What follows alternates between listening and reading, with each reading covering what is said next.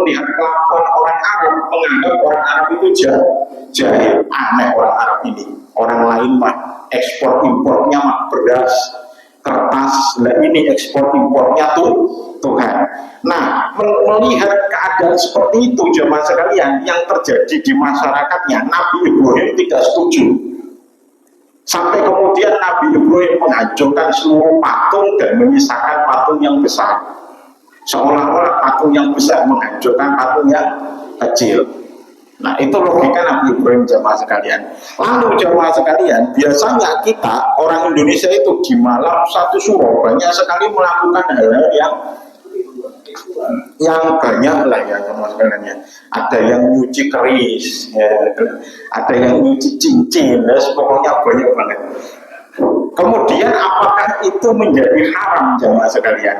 Mari kita kaji. Pertama jemaah yang dirahmati Allah Subhanahu wa taala. Contoh, mencuci keris di malam satu suro haram atau tidak? Bisa haram, bisa tidak. Haram kalau pertama mencuci keris tersebut karena menghormati.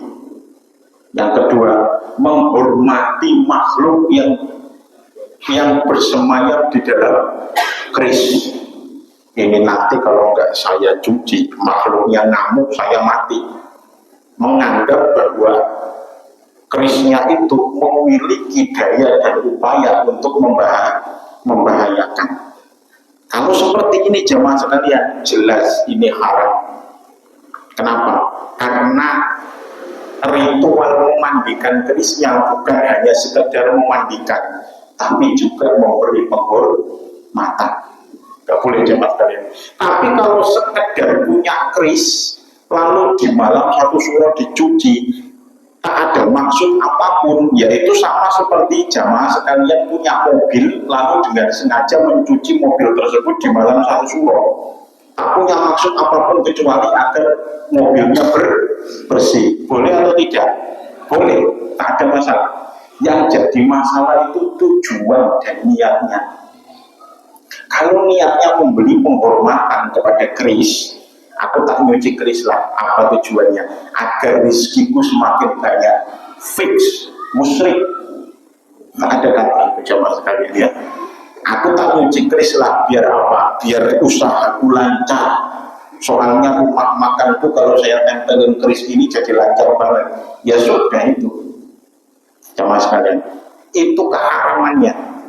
Keharamannya kenapa? Mengkultuskan satu benda dan meyakini benda itu punya kekuatan, atau meyakini makhluk yang bersemayam di dalam benda itu memiliki kekuatan sampai kemudian menggantungkan hidupnya kepada makhluk tersebut.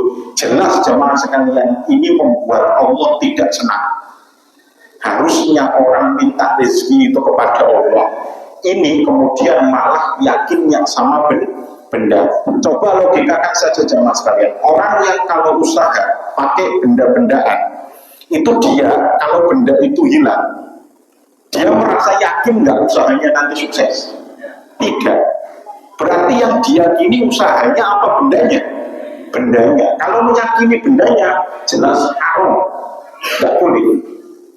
Dia buka usaha, merasa nggak pede kalau nggak bawa benda. Ini haram. Ini yang musyrik. Tapi kalau misalkan jemaah sekalian yang dirahmati Allah Subhanahu wa taala, kalau dia punya benda, contoh misalkan ada orang yang ketika usaha tapi dia bukanya pakai banyak amalan-amalan. Contoh, sholat duhanya dikencengin, waqiahnya dikencengin. Ini apakah musyrik? Tidak. Kenapa?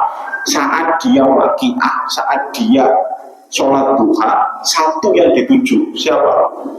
Allah. Jadi nggak masalah.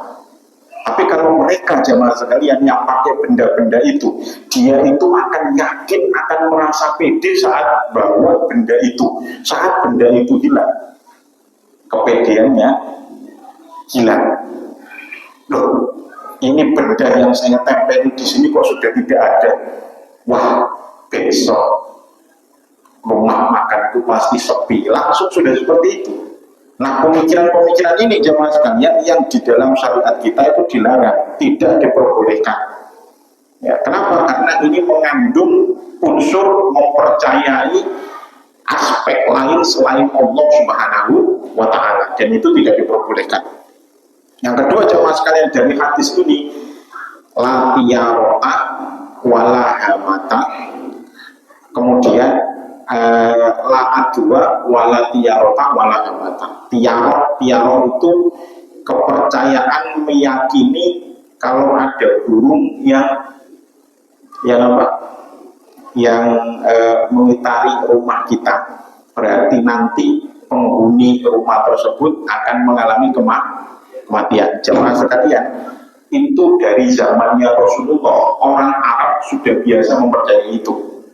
Orang Arab itu punya keyakinan, kok di malam hari ada burung gagak atau burung hantu melayang-layang di atas rumah kita. Itu mereka punya kepercayaan nanti penghuni rumah tersebut ada yang mati. Sama nggak ini jemaah sekalian dengan kepercayaan orang Nusantara? Sama. Oleh Rasulullah langsung ditegaskan wala tiyarota, dan kita tidak boleh meyakini bahwa kalau ada burung yang bertengger, burung hantu atau burung gagak yang terbang melayang-layang di atas rumah kita, lalu kita meyakini bahwa di dalam rumah itu pasti akan ada salah satu yang mati. Ini bisa kita kembangkan di sektor-sektor yang lain jemaah sekalian. Kita dilarang oleh Rasulullah langsung berprasangka buruk kepada Allah ketika ada fenomena-fenomena yang terkadang tidak masuk di akal kita. Kenapa kok fenomena tersebut bisa menjadi nyata? Karena sesuai hadis Rasulullah SAW, hadis kutsinya, ana inda doni abdi, aku itu tergantung prasangka hambaku kepadaku. Orang Jawa jemaah sekalian itu punya kepercayaan bahwa melakukan resepsi pernikahan di bulan Muharram, di bulan Syuro, itu adalah hal yang terlarang. Tanya orang Jawa. Kenapa saya tahu? Ya karena saya orang Jawa. Di Jawa itu jemaah sekalian jarang banget bulan Syuro ada orang yang mengadakan hajatan. Kalau di Betawi sekali dua kali ada. Saya menyaksikan sendiri ada, dan itu menurut saya bagus, tak masalah sejatinya. Kenapa kok di sana seperti itu jemaah sekalian? Karena sudah terlalu mempercayai. Nyatanya kalau ada yang hajatan, beneran ada yang celaka. Tapi tidak sedikit di sana yang melakukan hajatan di bulan Syuro dan hajatannya berhasil. Kenapa yang satu beneran celaka, yang satu berhasil? Yang celaka dari awal memang sudah meyakini bahwa bulan ini buruk. Kesalahannya itu dari awal sudah yakin bulannya memang buruk, dan itu dilarang, tak diperbolehkan jemaah sekalian. Tapi kan itu menjaga adat Ustaz, adat boleh kita jaga selama adat itu memang adat yang baik, yang memang tidak bertentangan dengan syariat. Sajen-sajen ya jemaah sekalian, saya dapat banyak cerita sekali.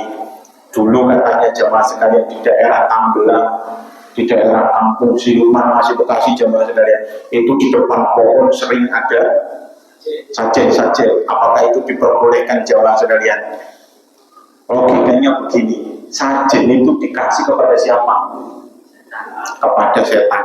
Kalau ngasih kepada jin dalam rangka takut kepada mereka, dalam rangka menghormati mereka, dalam rangka nanti kalau tidak ngasih ini aku akan celaka, atau dalam rangka aku ngasih itu agar aku mulia, fix itu haram. Tapi kalau ngasih atas dasar sodako, itu boleh. Sama seperti kita ngasih sayuran kepada kambing, boleh nggak? Boleh. Lalu kenapa ngasih makanan kepada jin nggak boleh? Boleh-boleh saja, asalkan kita niatnya